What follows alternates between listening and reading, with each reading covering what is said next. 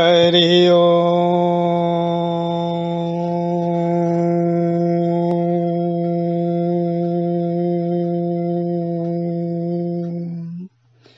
बोलिए श्री सद्गुरु भगवान की जय। बोलिए श्री गणपति महाराज की जय। बोलिए श्री गौरी शंकर भगवान की जय।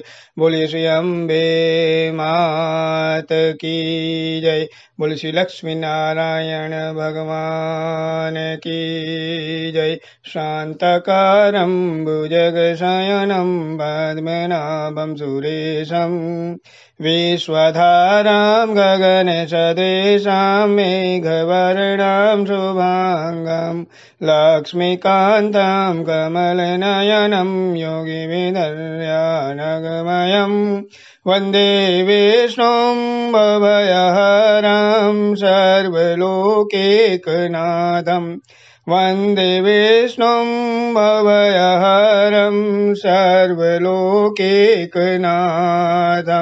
बोल श्री लक्ष्मी नारायण भगवान की जय। श्री माघ मास महात्म्य कथा श्री 29वां अध्याय।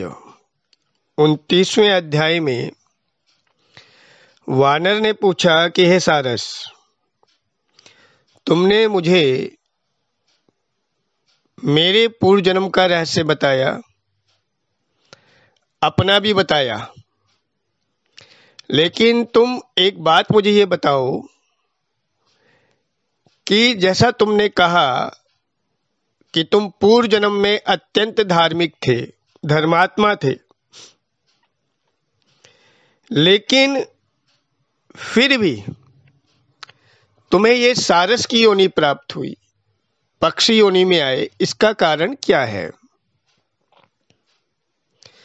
तो सारस ने कहा कि हे वानर,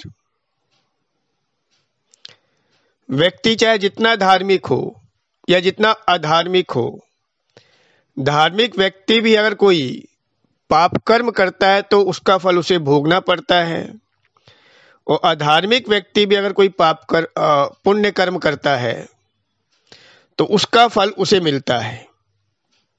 अर्थात वही सिद्धांत फिर आता है, कर्म फल का सिद्धांत। तो ध्यान से सुनो। पूर्व जन्म में एक बार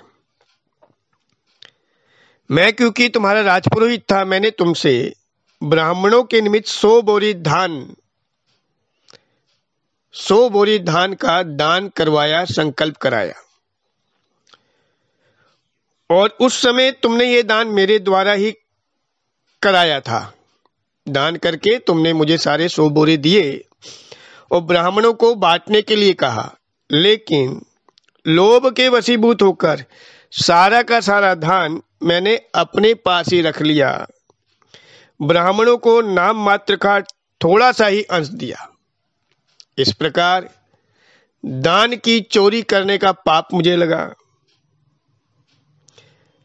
जिसे मुझे सहन करना ही था, जिसका फल मुझे भोगना ही था।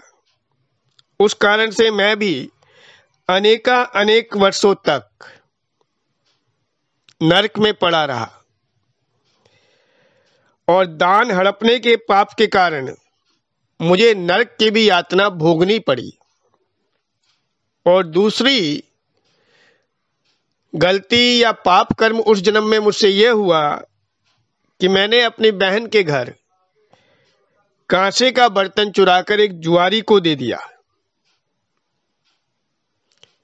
जिस कारण से मुझे ये सारस का शरीर प्राप्त हुआ। और ये जो मेरी मादा सारस है, मेरी जो पत्नी है, अर्धांगिनी है, यह उस जन्म में ब्राह्मणी थी, तथा इसने वह कांसे का बर्तन चुराने में मेरा साथ दिया था। इस कारण से इसे भी सारस की योनि प्राप्त हुई। हे वानर, अब तुम अपने और हमारे पूर्व जन्म के बारे में जान चुके हो।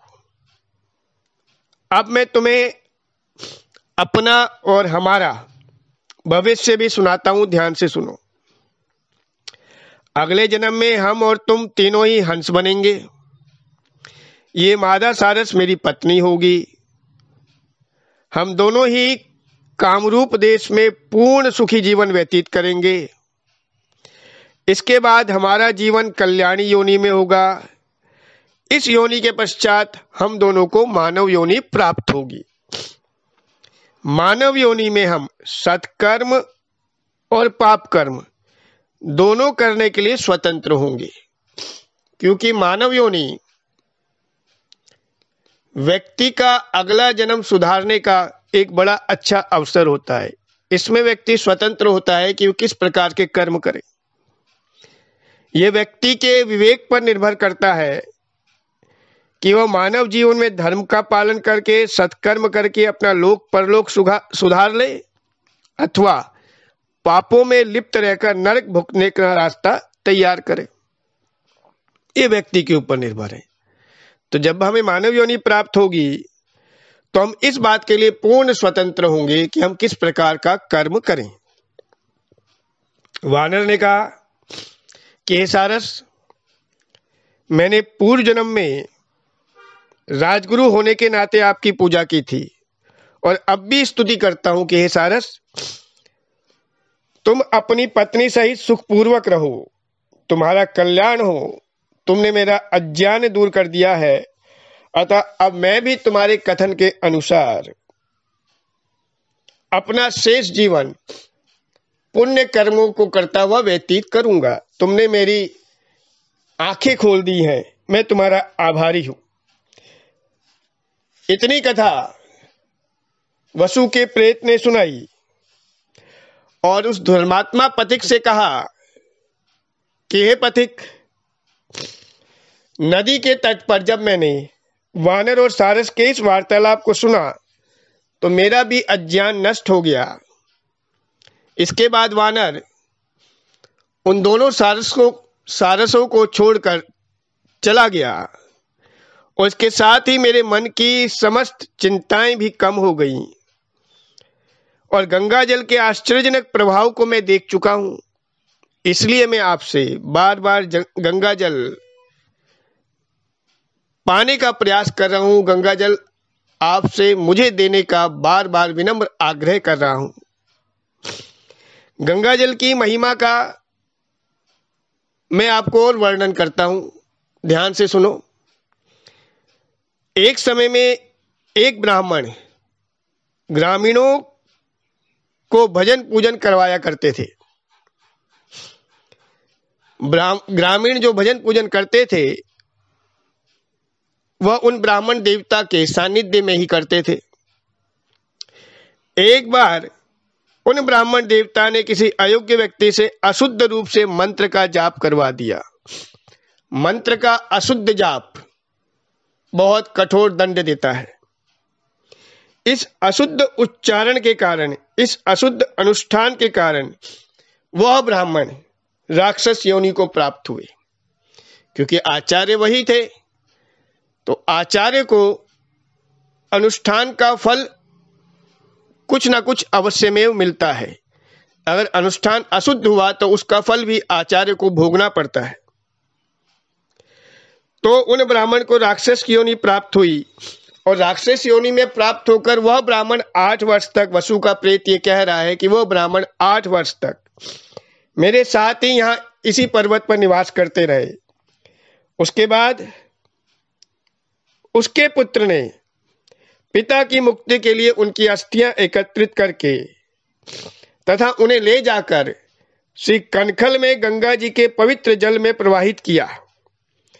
गंगा जी की धारा में अस्थियां गिरते ही, गंगा जल का स्पर्श होते ही वह राक्षस तत्क्षण राक्षस योनि से मुक्त होकर देवलोक को चला गया। इस प्रकार उन ब्राह्मण को भी गंगा जल के स्पर्श से मुक्ति प्राप्त हुई। वसु के प्रेत ने कहा कि हे पथिक, गंगा जल की अद्भुत महिमा है। मैंने आपको इसका समस्त वृत्तांत बताया। मैं बहुत दुखी हूं। हे द्विश्रेष्ठ, हे पथिक, अब आप कृपा करके गंगा जल देकर मेरा शीघ्र उद्धार करें। अब प्रेत ने जब ऐसे वाक्य कहे तो वो पुण्य आत्मा पथिक अत्यंत द्रवित हो गए। प्रेत के प्रति उनके मन में करुणा जागृत हुई और उन्होंने श्री त्रिवेणी जी का पवित्र जल उस प्रेत को पिला दिया। प्रेत ने त्रिवेणी जी का जल पीने के बाद कुछ जल से अपने मस्तक पर अभिषेक किया। इसके फलस्वरूप तत्काल ही उसे प्रेत योनि से मुक्ति मिली। बोली गंगा मैया की जय। बोली श्री प्रयागराज महाराज की जय। उस प्रेत को दिव्य शरीर प्राप्त हुआ। प्रेत अत्यंत प्रसन्न हुआ, गंगा जी की जय जयकार करने लगा और कहने लगा कि गंगा जी के पवित्र जल का पूर्ण गुण अनुवाद नारद, शारद और ब्रह्मा जी भी नहीं कर सकते। गंगा जी की जय हो, गंगा जी की जय हो, गंगा जी की जय हो। और हे पथिक, आपने मुझे गंगा जल पिलाकर मेरा उद्धार किया है, अतः ईश्वर हर प्रकार से आपका भी कल्याण करे।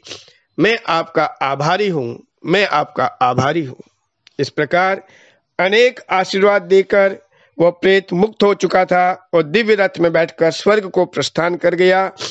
श्री गंगा जी, गंगा जल, प्रयागराज तथा माघ स्नान के महात्म्य को सुनकर कथाएं सुन रहा पिशाच माघ मास में त्रिवेणी में स्नान करने के लिए श्री प्रयागराज जी चला गया।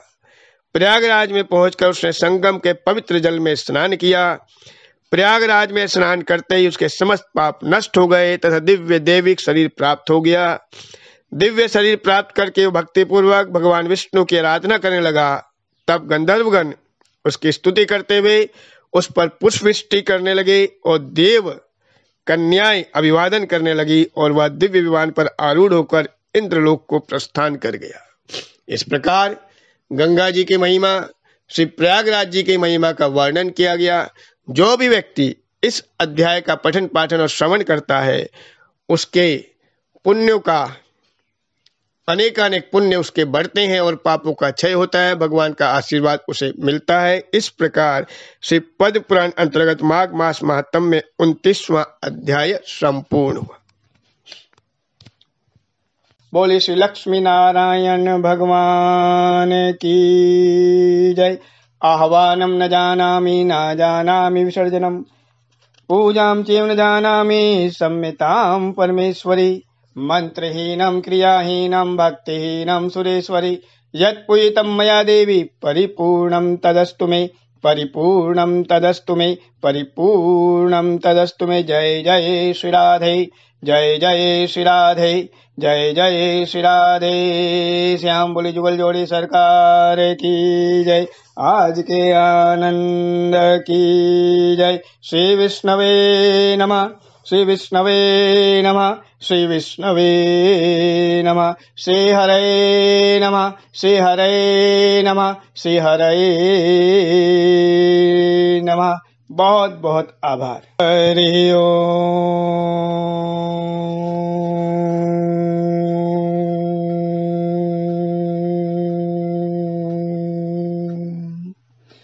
बोलिए श्री सद्गुरु भगवान की जय। बोलिए श्री गणपति महाराज की जय। बोलिए श्री गौरी शंकर भगवान की जय। बोलिए श्री अम्बे मात की जय। बोलिए श्री लक्ष्मी नारायण भगवान की जय। शांतकारं भुजगशयनं पद्मनाभं सुरेशं, विश्वधारां गगनसदृशां मेघवर्णां शुभांगं, लक्ष्मीकान्तं कमलनयनं योगिविदर्यानगमयं, वन्दे विष्णुं भवभयहरं सर्वलोकैकनाथं, वन्दे विष्णुं भवभयहरं सर्वलोकैकनाथं। बोल श्री लक्ष्मी नारायण भगवान की जय। श्री माघ मास महात्म्य में कथा श्री 30वां अध्याय। आज श्री माघ मास महात्म्य में कथा का विश्राम है। 30वें अध्याय के उपरांत श्री माघ मास महात्म्य में कथा का विश्राम होगा। कथा का कभी भी समापन नहीं होता, कथा विश्राम में जाती है।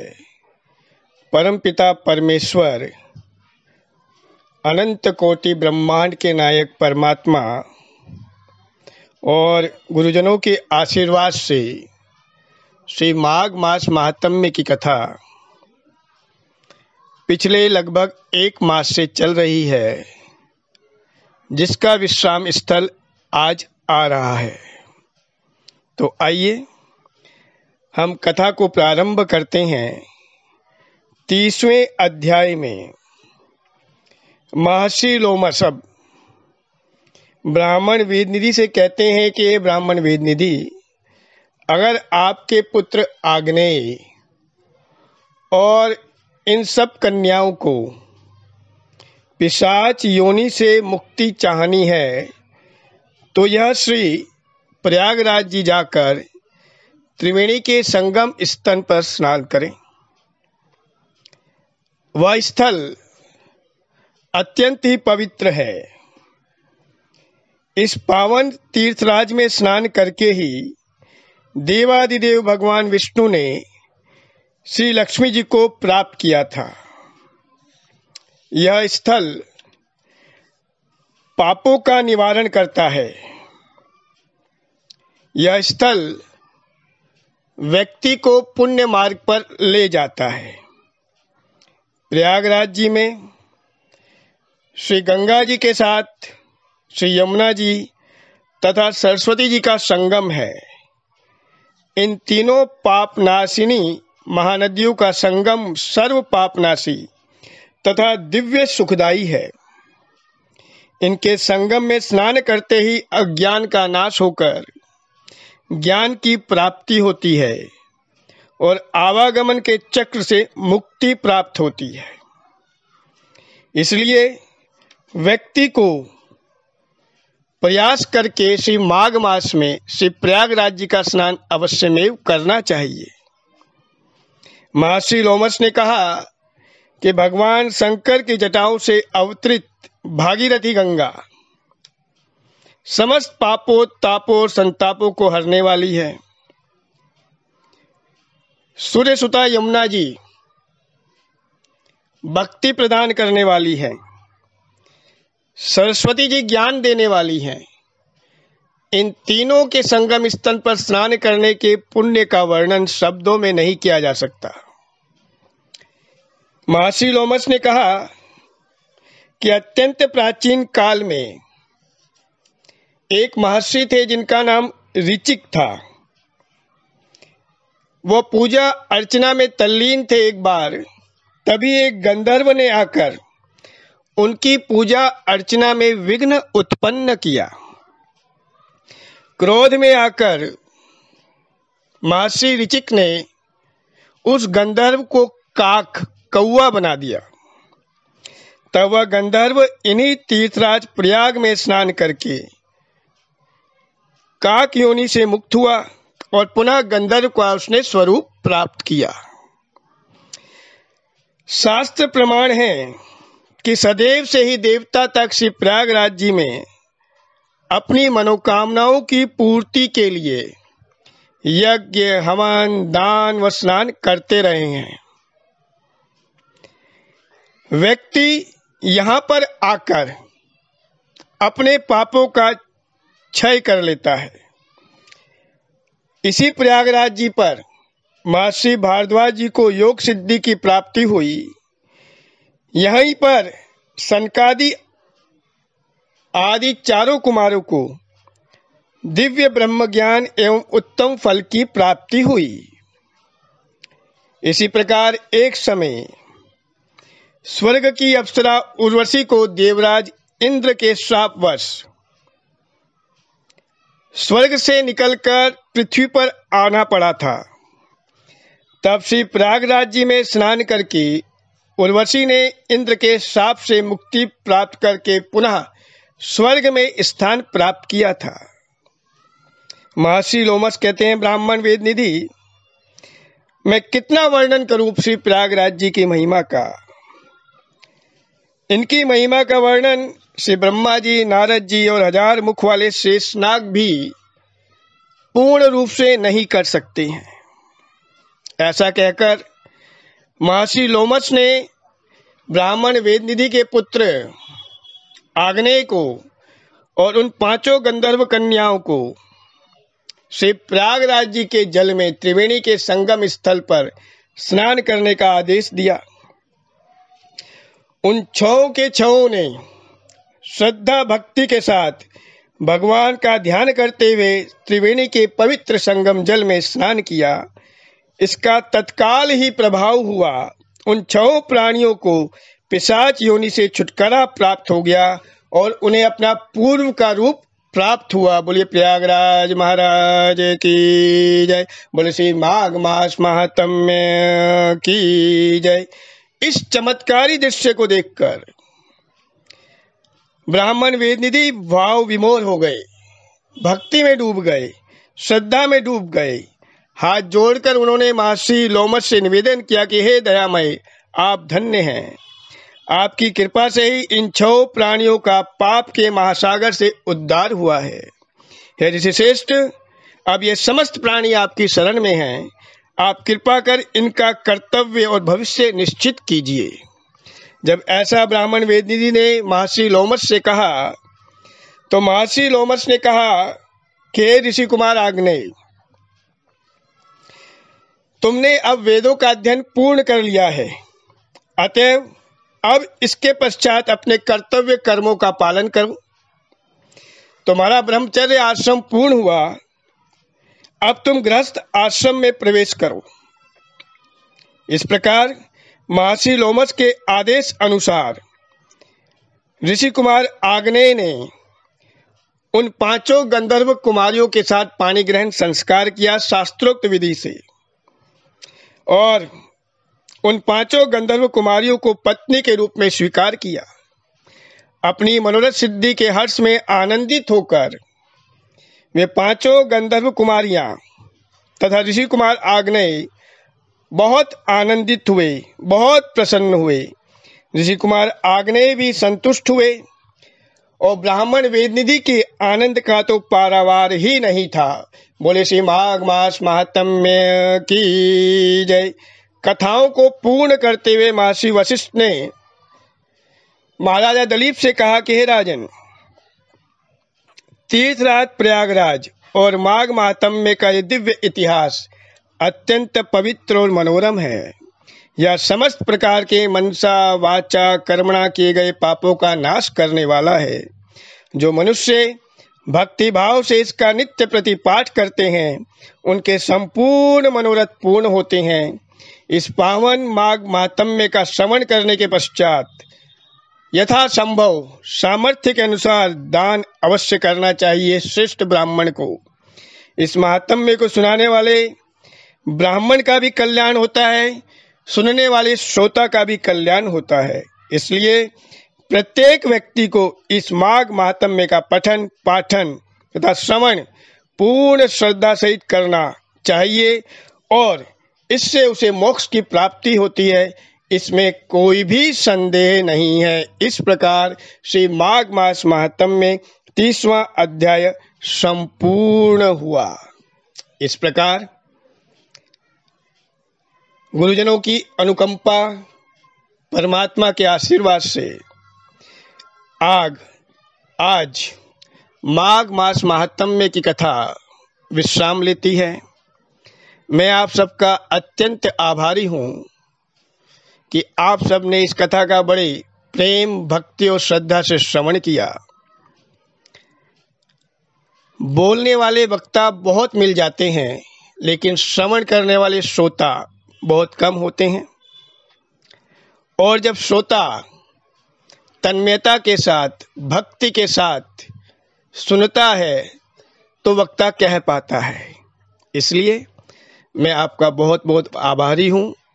परमपिता परमात्मा से यही प्रार्थना है कि उनका आशीर्वाद सदैव हम सब के ऊपर बरसता रहे। जब उनका आशीर्वाद बरसता रहेगा तो फिर अन्य कोई कामना शेष रह ही नहीं जाएगी। आइए अब प्रार्थना करते हैं। बोले श्री लक्ष्मी नारायण भगवान की जय। आह्वानं न जानामि न जानामि विसर्जनम्, पूजां चैव न जानामि संहितां परमेश्वरी।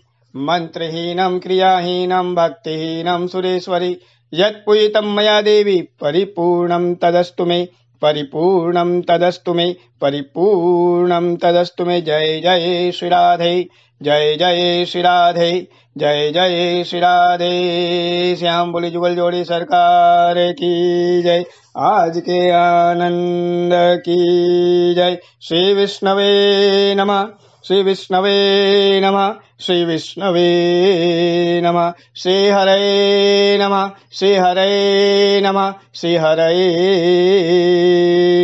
नमः। बहुत बहुत आभार।